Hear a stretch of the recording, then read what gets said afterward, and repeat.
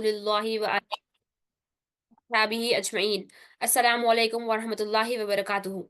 इंशाल्लाह आज हम कलमे तैयब की अहमियत और उसके जरिए ईमान की तजदीद यानी ईमान को कैसे ताज़ा करना है वो समझते हैं।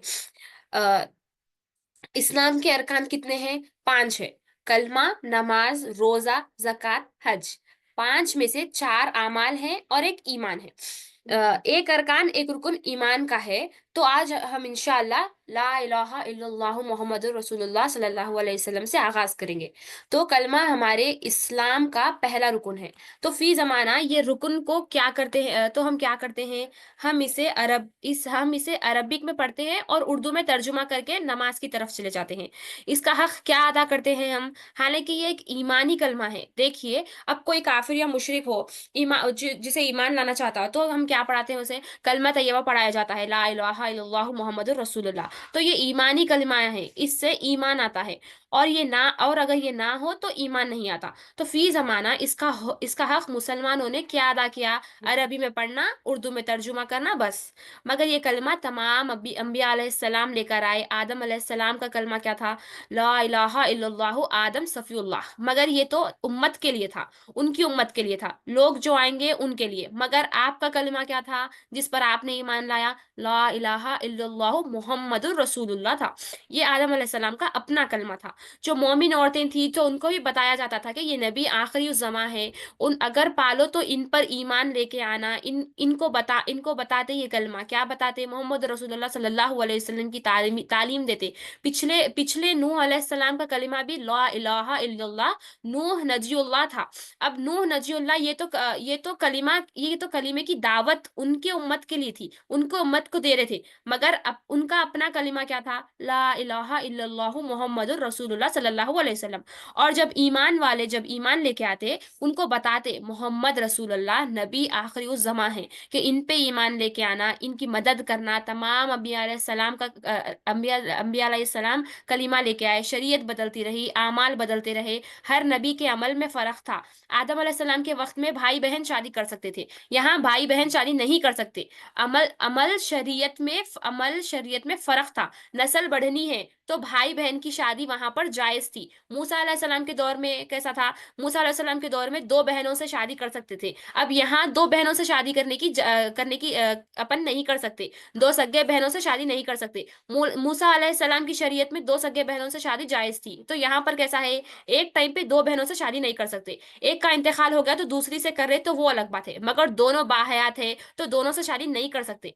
शरीयत में फर्क आता रहा, मगर ईमानी कलमा एक ही रहा, ला इलाहा इल्लल्लाहु मुहम्मदुर रसूलुल्लाह सल्लल्लाहु अलैहि वसल्लम।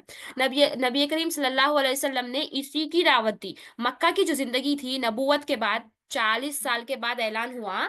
तो 13 ईयर्स तक आप नबी करीम सल्लल्लाहु अलैहि वसल्लम मक्का में तशरीफ लाए। उन 13 ईयर्स में कोई अमल नाजिल नहीं हुआ। सहाबा कराम के लिए कोई अमल नाजिल नहीं हुआ। 13 ईयर्स में तालीम दी गई कि ला इलाहा इल्लल्लाहु मुहम्मदुर रसूलुल्लाह की तालीम दी गई। तालीम देने वाली जात कौन है? तमाम अंबिया अलैहिस्सलाम की सरदार। और तालीम लेने वाले कौन है? सहाबा इकराम। अंबिया अलैहिस्सलाम के बाद जिसका भी मुकाम है वो सहाबा इकराम, ऐसे लोग सहाबा इकराम का है। ऐसे लोग यहाँ देखिए, आप लोग देने वाले कौन है और लेने वाले कौन है? नबी करीम सल्लल्लाहु अलैहि वसल्लम तालीम दे रहे हैं यहाँ पर सहाबा इकराम को। यहाँ पे कलीमे तैयब की 13 ईयर्स तक समझाया गया। 13 ईयर्स के अमल की तारीख के तरफ आए, के अमल की 13 ईयर्स के बाद अमल की तरफ आए। नमाज के लिए मेराज का वाकया पेश आया, मेराज की रात से नमाज फर्ज हुई 13 ईयर्स के बाद। सहाबा इकराम ईमान लाते ही नमाज फर्ज होना चाहिए था, नहीं हुआ, लेकिन उनको कलिमा तैयब समझाया गया। मगर हम क्या कर रही? सहाबा इकराम 13 ईयर समझे, मक्का की जितनी भी आयतें आई, जितना भी था, वो ईमान की बातें बातें बताई जा रही थी। और हम यहाँ क्या कर रही? सिर्फ 13 सेकेंड्स में कलिमा तैयब पढ़ रहे, तर्जुमा करके हक अदा हो गया, समझ रहे। तो कलिमा तैयब को समझने की अल्लाह ताला नबी करीम सल्लल्लाहु अलैहि वसल्लम का अल्लाह ताला नबी करीम सल्लल्लाहु अलैहि वसल्लम का अल्लाह सुब्हानहू तआला का सदका है कि हम कलिमा तैयब को सीखने के लिए बैठे हैं। हदीस में आता है, नबी करीम सल्लल्लाहु अलैहि वसल्लम इरशाद फरमाते हैं, हदीस को रिवायत करते हैं हजरत अबू हुरैरा रज़ियल्लाहु तआला अन्हु, कि नबी करीम सल्लल्लाहु अलैहि वसल्लम ने इरशाद फरमाया, तुम अपने ईमान की तजदीद क्या करो, यानी कि ताज़ा करो। सहाबा कराम को हुक्म मिल रहा है नबी करीम सल्लल्लाहु अलैहि वसल्लम से कि तुम अपने ईमान की तजदीद करो। सहाबा कराम ने अर्ज किया कि या रसूलुल्लाह सल्लल्लाहु अलैहि वसल्लम, हमारे माँ बाप आप पर कुर्बान, हम कैसे हमारे ईमान की तजदीद करें।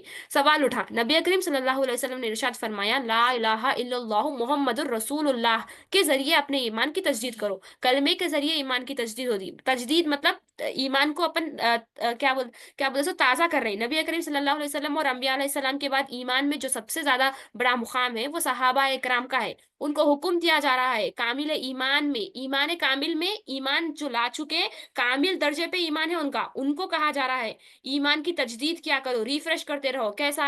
ला इलाहा इल्लल्लाह की कसरत करते रहो। तो हमें कितनी जरूरत होगी, पहले तो ईमान लेके आना, फिर तजदीद करना। आखिरी में अल्लाह से यही दुआ है कि अल्लाह हम सबको कलमे का हक अदा करने की और ईमान की तजदीद करने की तौफीक अता फरमाए। अल्हम्दुलिल्लाहि रब्बिल आलमीन वस्सलातु वस्सलामु अला सय्यिदिना मुहम्मद व अला आलिहि व अस्हाबिहि अजमईन। जज़ाकल्लाहु खैर। अस्सलामु अलैकुम व रहमतुल्लाह।